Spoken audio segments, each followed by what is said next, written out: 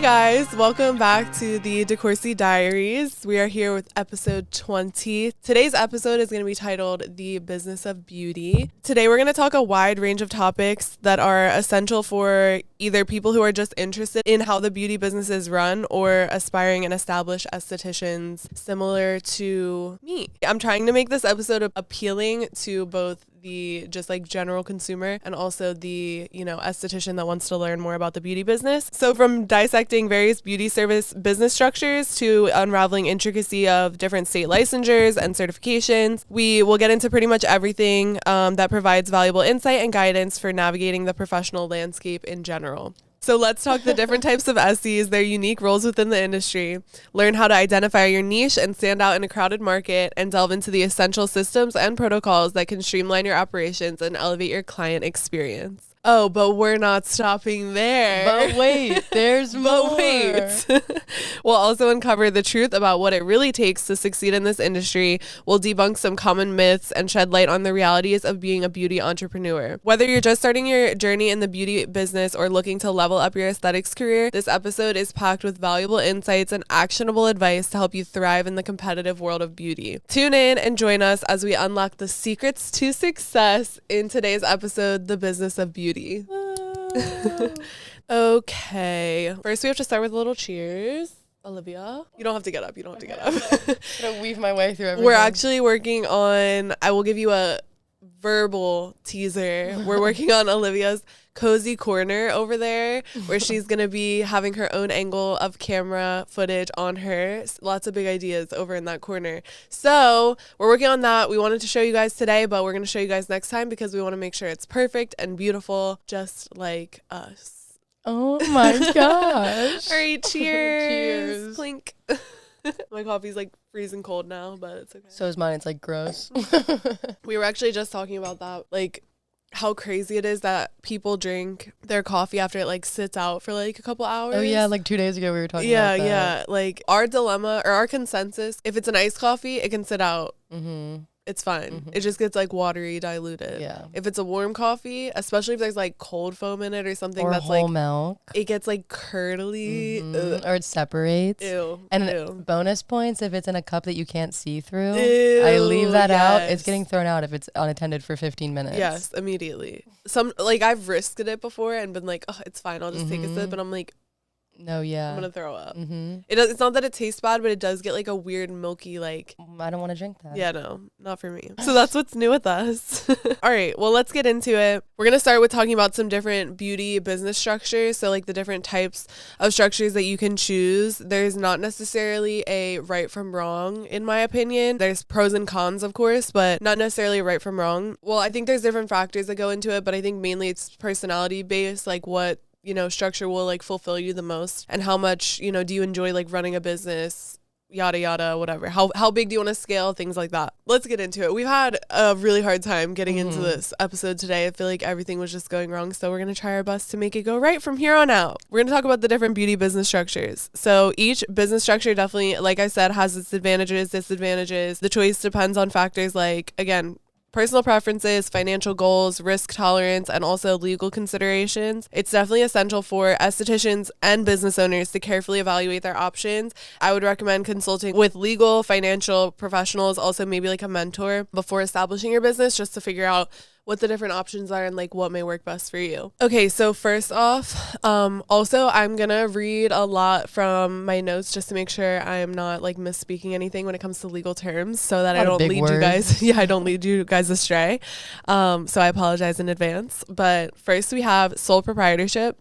So in a sole proprietorship, in this structure, the esthetician owns and operates the business alone and by themselves. They're personally liable for all aspects of the business, including finances, legal matters, and liabilities. So a sole proprietorship, you can basically check it by the name, like sole individual. That's just one single owner that's responsible for all things. Next, you could have a partnership, So some estheticians may choose to partner with one or more individuals to establish their business. Partnerships will include shared ownership, responsibility, and profits, as well as shared liabilities. Then you have a LLC or limited liability company. An LLC provides a degree of liability protection for the esthetician while allowing them to maintain flexibility in management and taxation. It separates personal and business assets and liabilities. And then you have a corporation. So estheticians can also establish a corporation, which is a separate legal entity from its owners. This structure provides liability protection and allows for different classes of ownership, etc., shareholders, directors, officers. Next, you have a franchise. Some estheticians may choose to operate under a franchise agreement with an established beauty brand. Franchisees pay fees to the franchisor in exchange for the right to use their brand name, products, and business model. Then you have independent contractors. So instead of owning their own business, some estheticians may choose to work as independent contractors for established salons, spas, or beauty clinics. They may rent space or work on a commission or hourly basis. I will say that's probably like what you're going to see most commonly as an independent contractor esthetician. You still are considerably your own business owner in a way where you're, responsible for certain things, but you're utilizing the space of another business. So it's kind of, in my opinion, it's like the sweet spot for people that are like very self-motivated, like to be like in charge of their own things, but still want like a team or still want people around them. It gets rid of that, I feel, fear and huge risk factor of just opening a business by yourself. Yeah, you have for people sure. behind you to support you. For sure. While still keeping your independence. Exactly. That's exactly it. Next, you have mobile business. So some estheticians may operate as mobile practitioners, providing services at clients' homes, offices, or events. This is a flexible business model that eliminates the need for a fixed location and allows for greater convenience with clients. Next, you have your online business. So with the rise of e-commerce and digital platforms, some estheticians may choose to operate online businesses, selling skincare products, offering virtual consultations, or providing educational resources, courses, and tutorials. So all of these, like I said, no right from wrong. There's just kind of different lanes that you can take for different strokes for different folks, as they say. Estheticians definitely have a variety of different career paths and business models that they can pursue. I would say each offering has its own set of advantages and considerations. So next, I want to talk about an expansion on the different lanes that estheticians can go in. So that was business structure. Now we're going to talk about different lanes or career paths. Okay, so first we have a rental suite or rental room. So estheticians who opt for a rental suite or room typically lease a space within an existing salon, spa, or co-working space. This arrangement will provide them with the autonomy to set their own schedule, pricing, and services while all operating within a shared environment. They benefit from the convenience of having access to amenities and facilities provided by the host establishment, like utilities and common area space. Additionally, renting a suite or room will allow the esthetician to establish their brand and cultivate a loyal clientele without the financial burden of owning or leasing an entire salon space. However, they are now responsible for all business expenses and are completely liable for all business management. So next we have employee contractor. Again, we kind of talked about that a little bit before in business structure. So in this, as a career path, estheticians may choose to work as employees or independent contractors for established salons or spas. As employees, they typically receive a steady income or salary, employee benefits, and may have access to training and professional development opportunities provided by the employer. On the other hand, working as an independent contractor offers the flexibility in scheduling and opportunity to negotiate compensation terms such as commission-based pay or hourly rates. Independent contractors are responsible for managing their own taxes, insurance, and business expenses, but they have way greater control over their work environment and service offerings. So exactly what we were saying before. Next, you have a salon owner. So some estheticians aspire to own and operate their own salon or spa. As salon owners, they have full control over the business, including branding, marketing, hiring staff, and setting policies and procedures. Owning a salon allows estheticians to create a unique, customized experience for their clients and to implement their vision for the business. However, salon ownership also comes with significant responsibilities, such as managing finances, overseeing operations, and ensuring compliance with industry regulations. It requires a substantial investment of time, capital, and resources, but it can be highly rewarding for estheticians who are passionate about entrepreneurship and leadership. Next, we have home-based estheticians. So these are estheticians who prefer the comfort and convenience of working from home. They may choose to establish a home-based aesthetics business. Operating from home eliminates the overhead costs associated with renting commercial space and allows estheticians to create a personalized, intimate atmosphere for their clients. They can set their own hours, design their treatment rooms to their liking, and offer a range of services tailored to their clients' needs.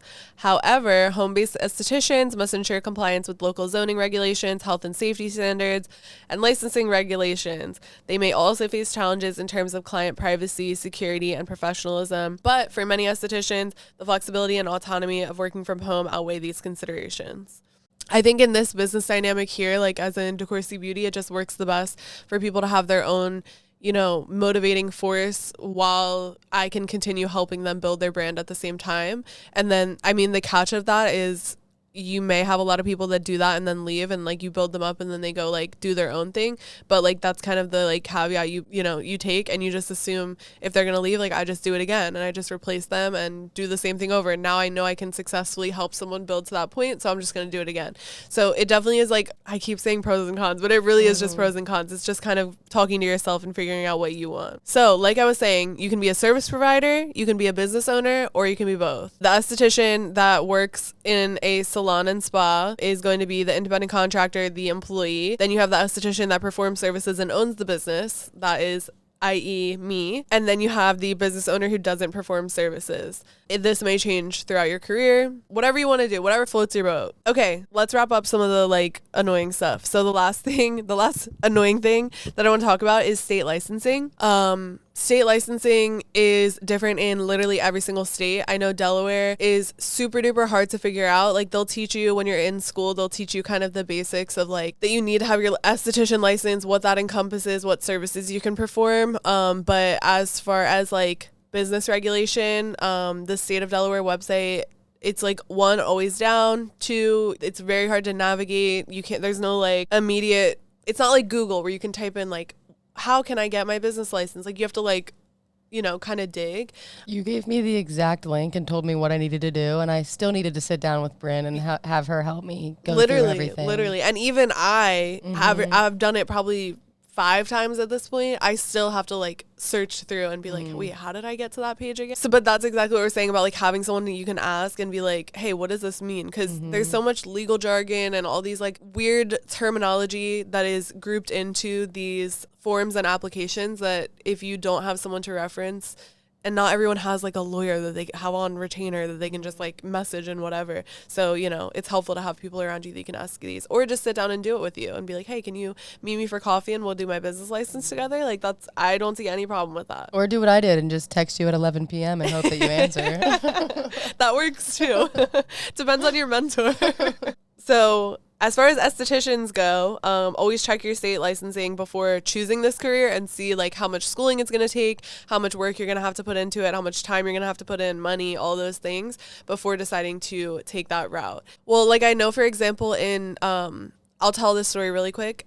I have a friend that went to cosmetology school in Pennsylvania. She chose to go to cosmetology school because it was higher hours, and she knew if you could be a cosmetologist, it encompasses everything within aesthetics, but also leaves room for the potential of doing hair, if that is like what you want. So cosmetology school for her, I think, was like an additional 600 hours or so like definitely a lot more work. And then she chose to go to school in Philadelphia because even though she lived and worked in Delaware, because she was like, I feel like the school programs are much better, so I'm going to get a way better education. Now, she didn't know, and nobody really knew, that there's reciprocity laws. So when you go to get your license in PA, because PA's cosmetology license hours requirements are less than Delaware's, she was unable to get her license in Delaware, even though she just graduated school, got her license, is licensed in PA. She would have to go back to school in Delaware for, I think, 600 more hours in order to work in Delaware.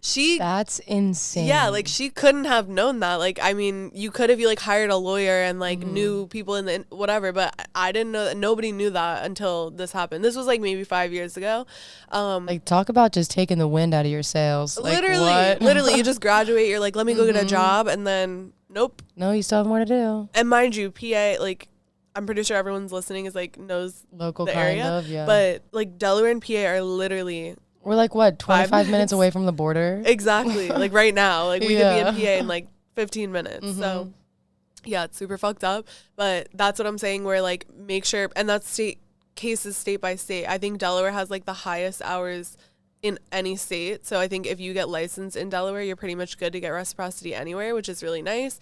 But yeah, make sure you check that before. Do you have to renew your license after a certain point? Yeah, I think it's either every year or every like 2-3 years. I just get the like notification that you have to renew it, but I don't remember. I think the esthetician license is like maybe every 2 years. Now, business licenses, LLCs, those are yearly, and those are expensive. Like, business license in Delaware is not bad. I think it's like $75, $85. So that's fine for like the year, like broken down, that's like nothing. But LLCs, if you pay early, it's $300. If you don't pay early, it goes up to $500, and then I think it increases like as time goes on. So if you don't hit that, and $300 is a lot, you know, for a small business, like that is a lot amount of money. Especially if you're starting off by yourself, no client book, nothing. Exactly. So really quick, just a little tangent on LLCs. I feel like I call them like the LLC bandits. Like some people that get LLCs, like they like make it their identity, you know what I mean? And I feel like if you really like understand the terminology behind what an LLC is, all it's generally doing is taking the liability off of you as a person and putting it on your company. So if I, as myself, own a house, I, Bryn Gray, own a house in my name. If I have an LLC for my business, like I do here, and someone sues me for a chemical peel that their face gets burned, they have an allergic reaction, whatever, they try to sue me, the courts cannot come for anything in my personal name. So they can't come and take my house as like... So it just separates your assets. So it just, yeah, exactly. Literally, exactly. It's just separating your assets from like personal versus business. Now, if you buy a lot of people buy houses in LLCs because it's like you can... I didn't know you could do that. Yeah, you can purchase like a house under an LLC. It doesn't have to be like a business property. It could be a residential property. No, yeah, it can be. So like a lot of people do that when they buy a house with like multiple people. So like let's say you and your friends get together and you're like, let's get a beach house together. They'll form an LLC all under the all as a partner. They'll just form an LLC and then they'll buy the house as an LLC and then it's like equally Wait, divided. That's nuts. I've never heard of that before. Yeah, it's crazy. There's like so many, but the tax game is crazy, you know, like there's so many like just layers to it. So it is really crazy. It's hard to learn. Like I still don't know everything. I learn stuff every single year when I do my taxes, but it gets more complex as you move into like being a corporation, a franchise, things like that kind of change the structure. But like as an independent contractor, you get your 1099. It lists out all your expenses. Like you're pretty much good to go. And then really quick, just to wrap up, talking about state licensing, I just wanted to share the experience of when I was looking into about a year ago, I was like really interested in pursuing getting a medical director so that we could have certain services under being a medical spa technically. So I was looking into that. I had a really, really hard time. I searched for months. I called endless numbers, health department, cosmetology department. They would forward me to each other. I would wait on hold for like 45 minutes. They'd forward me to another line. I'd go on that. I'd wait on another hold for 45 minutes. They'd be like, oh, actually, it's this one. They'd forward me back to the first person I talked to. Like it was just a wild goose chase. So much of a wild goose chase, and it actually drove me insane. Like I would be like ready to scream. And it got to the point where I was like, and literally all I was trying to find out was what form do I need to establish a medical director? Let's say I have a medical director. How do I prove, what document do I have to sign that proves that I have a medical director? When I tell you I still don't know, I hired a business attorney. I was paying a business attorney hourly to figure this out, and even he couldn't figure it out. That's insane. It's so discouraging. Literally, he literally said pretty much all you need is just a piece of paper. It just has their, you know, I'm going to be your medical director, their license number, and like that's it. I'm like, that doesn't seem right. That doesn't seem right. So because it was so like, you can just do. No, I know. So because it was so unclear, I just like gave up on it. I'm like, this is not the right time. Like I'm someone who's like very intimidated by not doing things by the book when it comes to business. I don't want anyone. I've seen a lot of horror stories of people not following the rules and getting fucked for it. Me too. I'm a huge rule follower. Big rule follower over here. So I do not play around when it comes to like licensing laws, all those things. So ultimately that made me not pursue that type of business right now. You know, maybe in a couple years from now when they actually like clarify it, we will. But like, well, the other day I was like low-key freaking out to you in Savannah because I realized that my business name is spelled wrong on my business license. Yeah. Didn't you have a dream right after that you like fucked it up? I did. I had a dream that I started doing my permanent jewelry services without my business license, and we got swatted. Swatted. Yeah. I forgot about the that. SWAT team busted through the windows and everything. No, now we got swatted. You're practicing without a license. That's insane, actually. That's crazy. But yeah, all that being said, try your best to follow the rules. I know it doesn't make sense sometimes on like how to get there, but business mentor, lawyers if you have to. It sucked having to pay that lawyer fee, but at the end of the day, like it helped me feel better about my decision and like what to do next. Okay, this part is going to be a little more fun. We're going to talk about different types of estheticians. So I like to break them up in like little categories. We're just going to go through. I want you guys to kind of envision, like when I hear these different types of estheticians, I can like envision people that I know that fall under these categories. So it's always fun.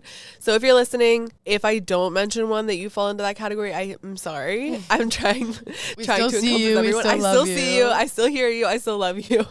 But yeah, these are just cutesy little different types that I've grouped together. So first we have the problem solver. So the problem solver is going to be your really result-driven esthetician who loves chemical peels, loves to solve problems, and give extreme results. So someone that likes like acne healing or, you know, has like a specialty.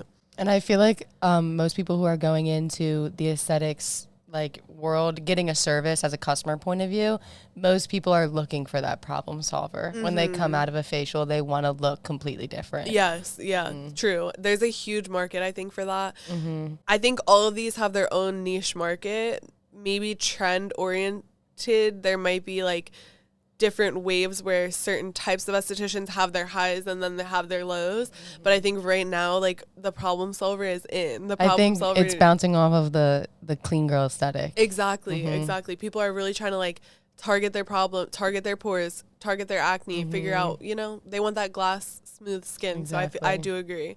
Problem solver is in. Next, we have the skin witch. So the skin witch is going to be your really holistic esthetician who likes to incorporate crystals into their facial and uses all natural oil-based skincare. I love the skin witch. The skin witch is my favorite. I do also love the skin witch. I know a lot of little skin witches that are like super holistic, really massage heavy, lymphatic drainage heavy, energy healing heavy, like all the good things. And I love that. Your soul's getting a facial while your face is getting a facial. Exactly. It's like the skin witch wants you to have an experience. They want you to come in and leave feeling like rejuvenated. And I love that.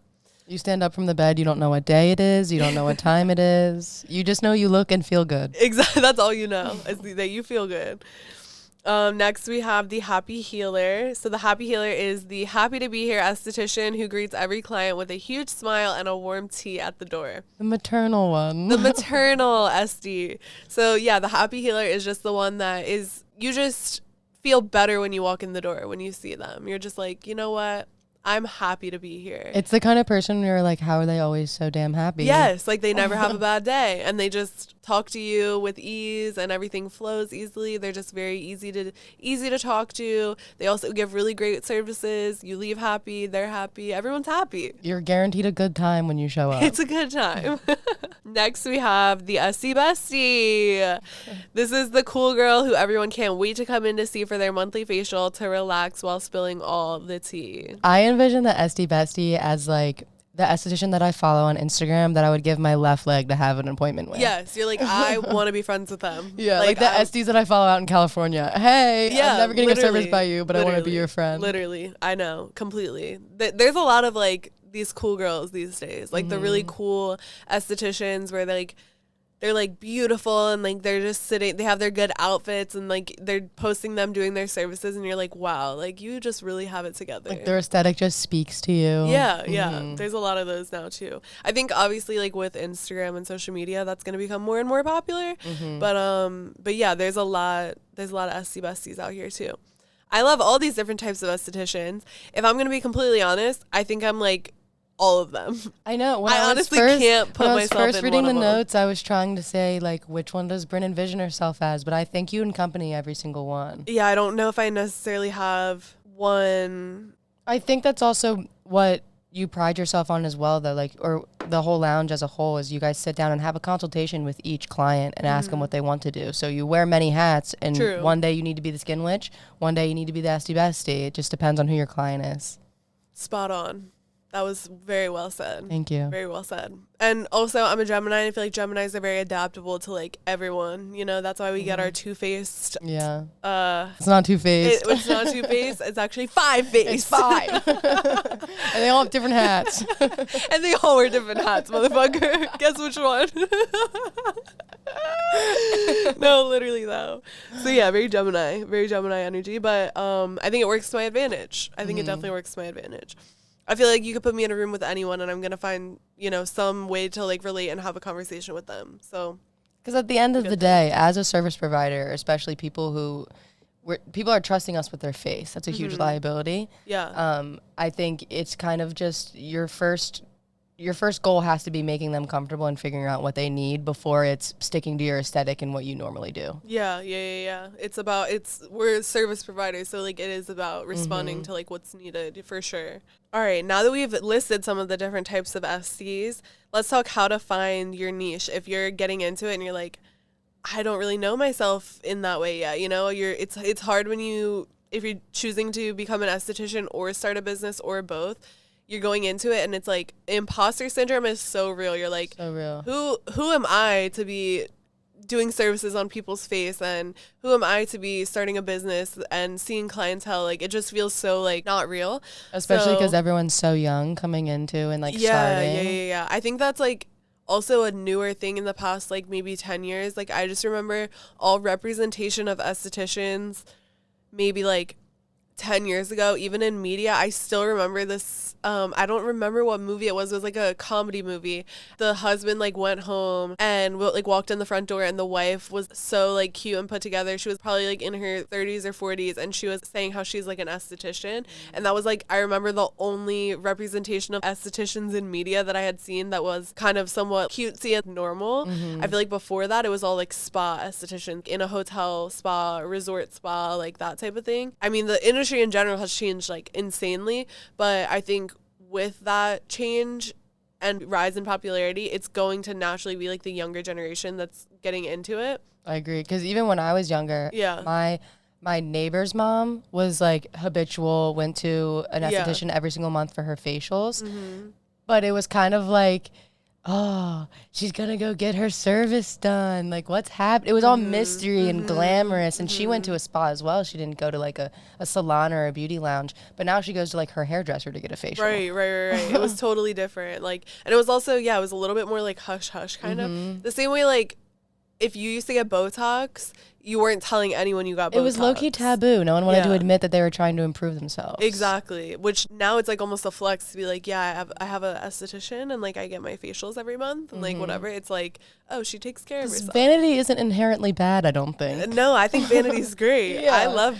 as long as it's in moderation. Exactly. It's the line between vanity and, like, ego, I think. So all that being said, another tangent, how to find your niche, like, when you're going into it. It's one thing to focus on, like, how to do the service, how to run the business, but, like, how are you going to express your personality within that? Right now, I'm also seeing, another tangent, I'm also seeing a lot of people just copy paste what other people are doing, what these esty bestie cool girls are doing. All these smaller level estheticians are just looking at it and being like, I'm going to do that because it's working for them and it looks really good and whatever, not thinking, like, who are you? Like, what that person is expressing who they are, and that's why it's coming forth as so, like, empowering and, like, beautiful, because they're actually being themselves. Who are you being? And it like, be yourself is all I'm trying to say. Be yourself. Also, the industry's so oversaturated that if you don't have a niche or something that you look at your page and you can tell it's for this person, you're just going to get lost in the shuffle with everyone. Exactly. It just looks like everyone else's page. Exactly. I can go on, like, certain people I know's page and be like, oh, they're trying to copy Lana Lashes, the Dallas esthetician, all these, like, Maddie Morris, like, all these, like, top, like, beauty influencers or business owners. I don't know the encompassing term for all of them. Like entrepreneurs. Beauty entrepreneurs. Like they're just completely copying and pasting their aesthetic. And I think that speaks for itself. It's not a good look. You can tell when it's inauthentic. Exactly. I'd rather not post as frequently. And when I do post, it's like genuine to what I like, who I am, rather than post every day and be like just getting inspo from people all the time. I also think people copy and pasting comes from a place of like they want everything to be perfect when they post it.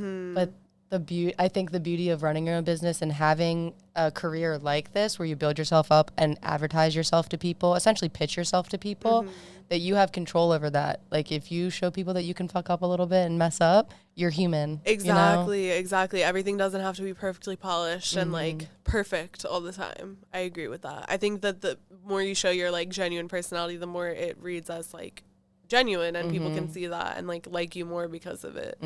So finding your niche as an esthetician involves identifying your strengths, passions, areas of expertise within the vast world of skincare and beauty in general, and really just highlighting what's unique about you. I listed out some steps that I feel like will help you discover and define your niche. So I'm just going to read through some of them, and hopefully this can apply to either people in the beauty industry or just anyone that needs to hear this in general. So first is self-reflection. So take some time to reflect on your skills, interests, and experiences.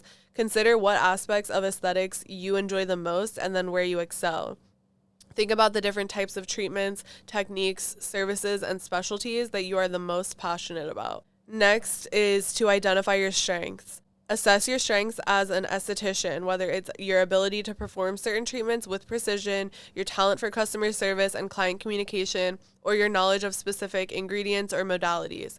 Your strengths can help guide you towards your niche. Next is to research market demand. So conduct market research to identify gaps or opportunities in the aesthetics industry. Look for areas where there may be a demand for specialized services or where you can differentiate yourself from competitors. Consider factors such as demographic trends, emerging skincare trends, and consumer preferences. Next is to explore specialized training. Consider pursuing additional education or certifications in areas that interest you or align with your niche. Specialized training can help you develop expertise in specific treatments, techniques, or modalities, making you more attractive to clients seeking those services. Next is to seek feedback. Reach out to your clients, colleagues, and mentors for feedback on your skills and services. Ask their insights on what sets you apart as an esthetician and where they see potential for you to specialize or differentiate yourself. It's good to do it yourself, but it's also super helpful to get like trusted people's opinion. I would say that's heavily encouraged. My mom was my first client, and she was like the pickiest person in the best way. Like she was like, that hurts, this is pulling this area, this is whatever. And I was like, in the moment it pissed me off, but looking back I'm like so thankful for it. She would be like, oh, make sure, even if you've already washed your hands, when a client comes in, make sure that you wash them again just so they can see you wash your hands. Even if they're already clean, make sure they see you do it, because you know people want to see that you're clean. Some people will never notice that I do that. But like most people that are concerned about cleanliness, they'll be like, that's good, she's washing her hands. It's like a little thing in the back of their head. So it's sometimes you need someone outside of you to just like remind you of those little things, and it'll stick with you forever. I think also tying into this bullet point is don't be afraid to ask for help or ask questions. Yep. I feel like a lot of people hold themselves back because they don't want to ask a quote dumb question, or they don't want to come across as stupid or be annoying or whatever. Gonna affect you negatively and who you're working for, if you're working for anybody, in the long run if you don't ask for help. And you're going to end up putting your clients at risk because you're not asking the questions that you need to. Exactly. It's a lot easier to look stupid and keep your clients safe than to just fly by the seat of your pants and burn someone's eyebrow off. Yeah, completely. I would prefer people ask me for help or even my opinion. Like, what do you think about this? Like that, I encourage that. And I think that's like, I would never look at someone, especially on my team, asking me for help and be like, oh, they're asking me for help again. People could literally ask me what color is the sky, and I'm like, they might not know. It's blue. Exactly. You know? Exactly. So true. Never be afraid to ask for help or feedback, anything. Next we have test and iterate. So don't be afraid to experiment and try out different services, techniques, or marketing approaches to see what resonates with your clients. Pay attention to what treatments or offerings receive the most positive feedback and generate the most interest and bookings. So this is just kind of like experimental. Trial You just and kind of, error. trial and error. Sometimes you'll add, like, for example, an add-on. You might add it thinking this is going to be revolutionary, and then 2 people book it and never book it again, and it's like very disheartening. I feel like it's always the things you're most excited about. Always, too. always. Just like side tangent, I think part of that is like consistency of marketing. Sometimes people get these like certain add-ons or services, they market it for like a week, nobody books it, and then they just like stop marketing it. So I think that plays into it too, especially with like investments. I think like most beauty business owners will tell you like literally more than half of the add-ons and like random investments that they've made like don't stick. It's just a matter of like trial and error, and also just going along with your gut, like what you truly think and believe in, rather than like what's trend based. I think is like way better. All beauty business owners have a lot of regrets of like stupid investments that we've made that are literally like sitting on the shelf or in the trash. And it's inevitable. It's going to happen. Exactly. That's what we signed up for. Okay, so next, defining your niche. So a little bit about what we talked about earlier. Once you've identified your strengths, interests, and market opportunities, define your niche in clear and specific terms. This could be based on a particular skincare concern, example, like acne, anti-aging, a specific treatment modality, example, microdermabrasions, chemical peels, or a target demographic, example, men or millennials. So like you can break it down according to that, I think is helpful. And then also defining like your esty type and kind of running with that too. Next, and final thing is marketing yourself accordingly to all of those things that we just talked about before. So once you've established your niche, tailor your marketing efforts to attract clients who are seeking those specialized services. Highlight your expertise, the experience in general, and also your unique value proposition in your marketing materials, website, and also your social media profiles. Remember in general that finding your niche as an esthetician is for sure like an ongoing process. It'll take a long time and a lot of exploration and refinement. So stay open to the new opportunities, continue learning and growing in your field, and be willing to adapt as the industry evolves, because it's never going to stop evolving. We're just going to have to keep pushing. Gotta get with the times. Exactly. Very important. Now, I will just like throw in there, I feel like you can be a good traditional esthetician that like focuses on like just the European custom facial and still thrive and be like booked and busy. But if you're really trying to have that like competitive edge and, you know, advantage in this world, I think that's important. So to wrap it up, I just want to briefly talk about like what does it really take to be not only an esthetician but also a business owner, and maybe both. Like what does it really take? Like what makes you feel like you're ready to do this? Like what makes you feel like this is the right decision? I think I'd say there's 4 main qualities that I think it really goes and plays into it. Number 1 is dedication. So someone that has a lot of dedication and drive to committing to their long-term goals. If you're in this industry for just like a quick level up, or even I've seen a lot of people like specifically lash techs that are in it just like for the quick money, because they're like, oh, $200 for a full set, like sign me up. Like I can make $600 in one day. You know what I mean? But that's if you have a full set walking in every day. Exactly. And like, what's your overhead look like? Like there's so many things that go into it. I'm not even that'll be a whole separate episode, but you have to be someone who is like able to be dedicated and driven on a consistent basis. Oh, high work ethic. High work ethic is like number 1, most important in my opinion. Second is persistence. So an ability to give up. This has to be like your forever drive. It can evolve like within, like how we're saying you can start as an esthetician, become a business owner, go more into the business role down the line. Like that's fully okay, but the persistence and like inherent drive has to be there. It has to be something you're like genuinely passionate about. If you can't breed the excitement for yourself to do it as a career in the first month when you're starting off, I don't think it's the career for you. Yeah, totally. I feel like you can kind of tell right away. Like if you're doing services and you're like so stressed out and like free, like that's fairly normal because you're just trying to make people happy.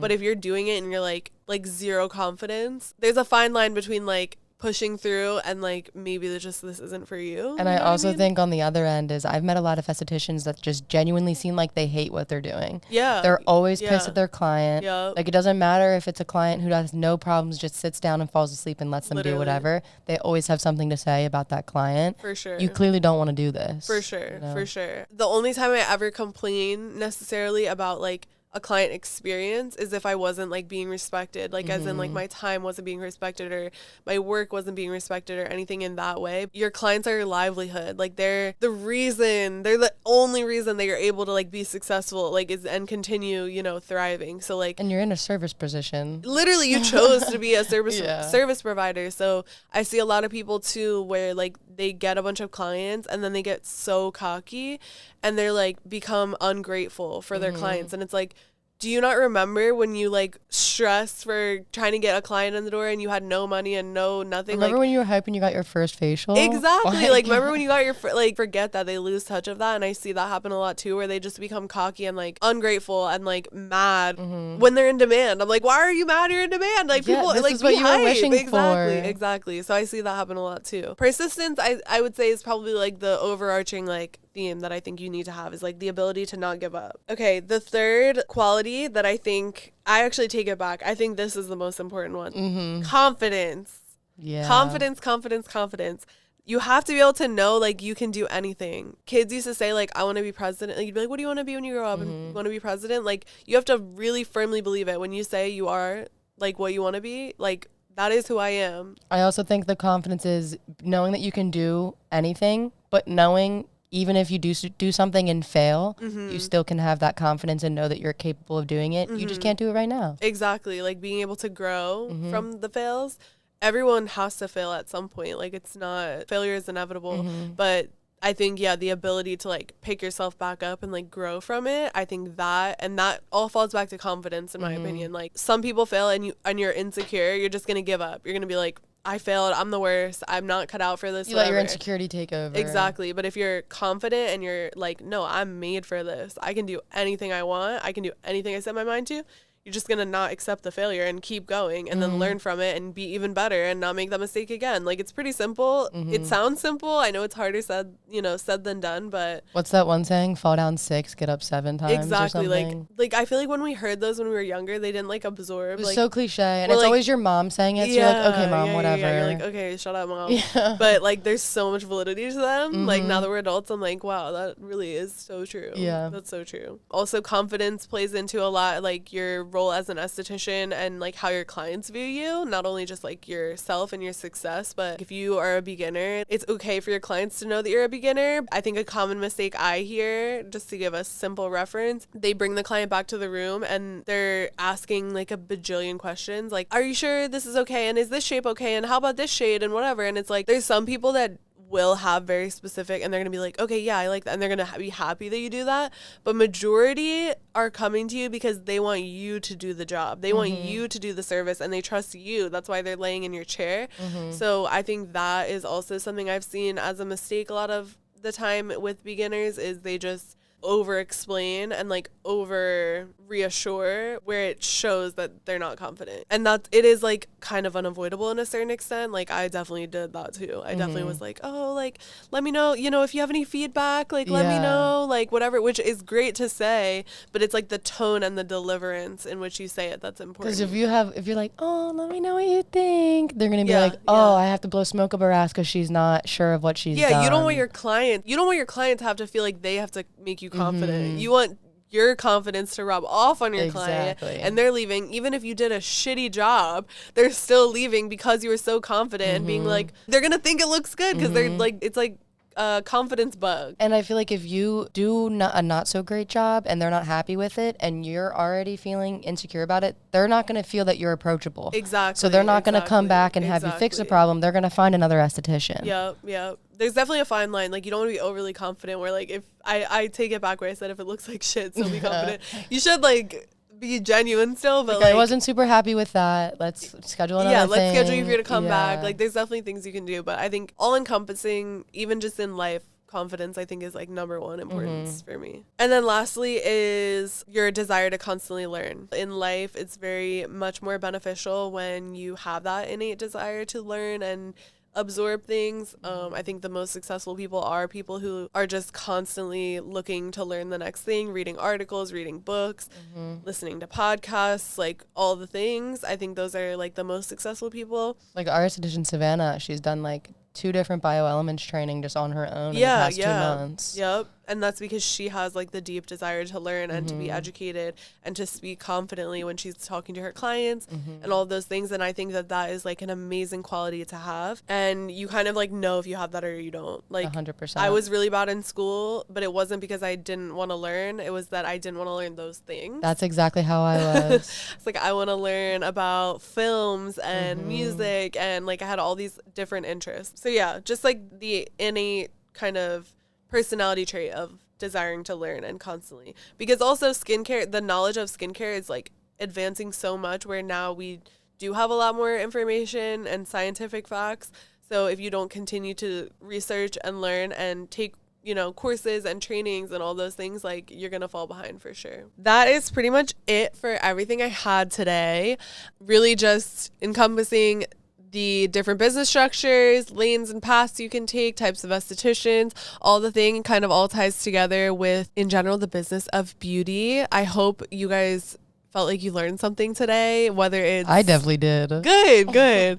Whether it's, you know, helping guide you in the right direction or just like your desire to learn and you just wanted to see how things, speaking of, see how things work. All right, so before we close, we're going to do a little affirmation poll. I'm going to shuffle really quick and then I'm going to have me and Olivia pick one. While I'm shuffling, you can please subscribe to, actually not subscribe, turn on your auto downloads. That's the terminology. Turn on your auto downloads for this podcast on any streaming platform that you listen on. I know on Spotify, if you like follow the account, it'll like automatically turn on your auto downloads. So definitely go ahead and do that. I think now Spotify also has like a review, or like you can leave like comments and reviews. So definitely go. They have leave notifications us some now stars. too. Yeah. Lots of good stuff. So definitely do that. And also you can find me on Instagram at DeCourcy Beauty, at DeCourcy Beauty Lounge, and at the DeCourcy Diaries. Also TikTok is at DeCourcy Beauty. I don't know if TikTok's going away. I think we say this every time, but my TikTok is at DeCourcy Beauty. And then if you are local and you're looking to book an appointment, we have DeCourcyBeautyLounge.com. And if you are not local and trying to shop, we have DeCourcyBeauty.com. And if you're looking for me and some sparkle, maybe some permanent jewelry, you can find me at Grusko's Guild, GRUSKOS, GUILD. I always spell it because people always ask me, how the hell do you spell that? Smart. Yeah.